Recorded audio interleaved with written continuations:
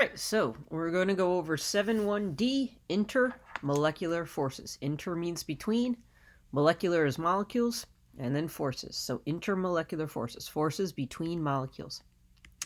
And this is all going to happen because of the polarity that we've been talking about.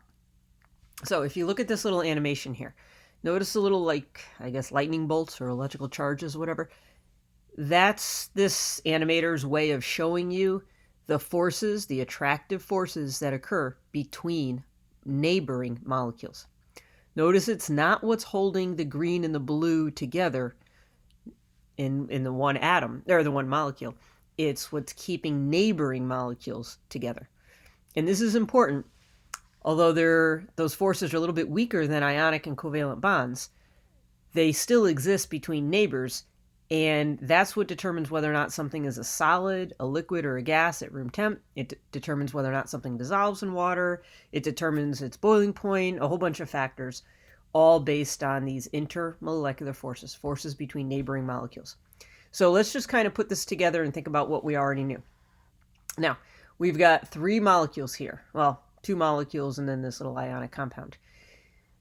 But we know that when we have a dash or a straight line here between 2 atoms that A is pointing to, that is a covalent bond. That means atoms are being connected in this molecule by sharing electrons. That's different than D. Go all the way over here and look at D. D is a positive ion next to negative ions. Those, the space in between that's an ionic bond. So D is an ionic bond. Now that's within a molecule. But let's now look at B and C. B is between this molecule down here and this molecule over here. It's an intermolecular force. It's between these 2 molecules. And C is also between 2 molecules. So we're talking intermolecular forces. The forces that exist not within a molecule, but between neighbors. And that's the big idea here. What's happening between neighbors. So on your worksheet, you've got this image here. See what you can do about labeling A through F. Hit pause and then come on back and we'll go over it. All right, so hopefully you've had a chance to try this out. Ooh, we don't want that.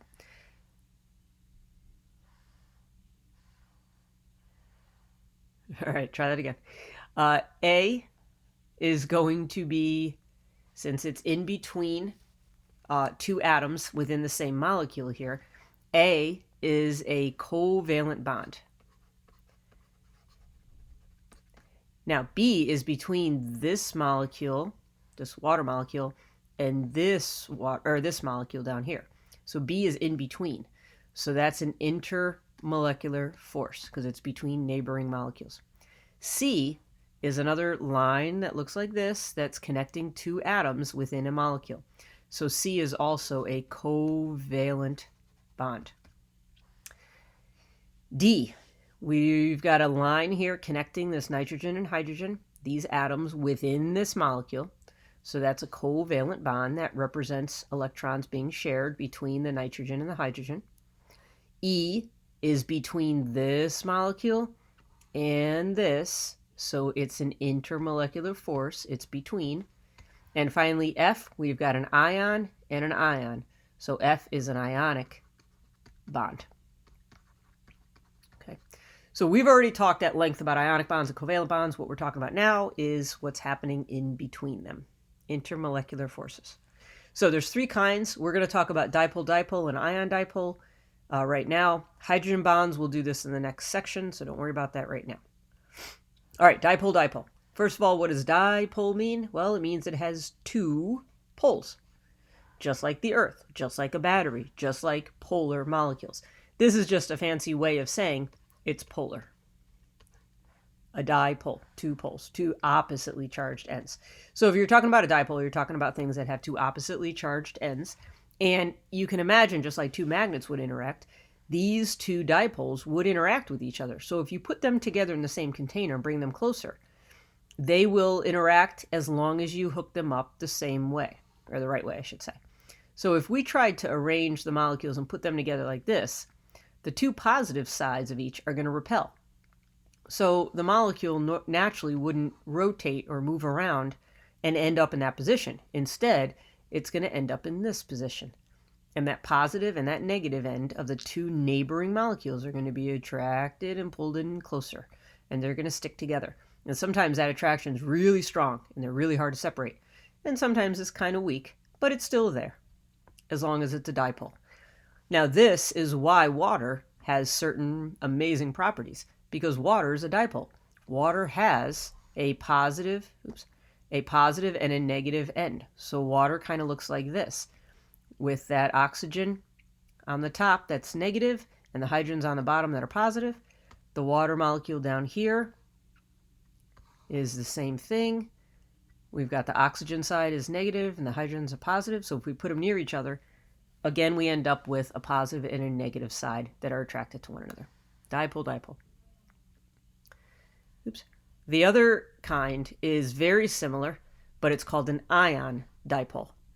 And the only difference here is instead of having dipole, dipole, two dipoles interacting with each other, you don't have two dipoles, you have one, but it's interacting with a charged particle, an ion. So the positive end of the dipole, so if we look over here, an anion, that's a negative ion. That's like this guy. So the positive end, the hydrogen side, is going to be attracted to this. Hydrogens are attracted to the negative ion. And we see the opposite over here. If we have a cation, which is a positively charged ion, well, these water molecules are going to flip around. Now the negative oxygen, the negative side, is going to be attracted to this positive ion. This negative oxygen end is going to be attracted to the positive ion. Negative attracted to positive. So they're almost the same thing. One is just dipole, dipole. You got two different dipoles. And the other one, you only have one dipole, something with a positive and negative end, and then you have an ion instead of the other dipole. But we're still talking about the attraction between neighboring particles. And this is really important. We're going to talk about this in a future section. This is why water can dissolve salt, because water goes in and rotates around until it's arranged so that this positive ion is attracted to the negative part of the water, and the chlorine of sodium chloride, same thing happens. So we've got the negative chlorine is attracted to the positive hydrogen side, and they get surrounded by these water molecules, all because of these intermolecular forces. So we're going to be using this a lot in the next section. All right, so what we're going to try to do is determine whether or not an intermolecular force exists between neighboring particles. And if it does exist, then is it a dipole-dipole or is it an ion dipole? We're just going to fill in this little chart here. Does an intermolecular attraction occur between the particles in the container or in the sample? And if it does occur, what kind is it? So it's not too complex, but let's take a look at a couple examples and then you'll practice on your own.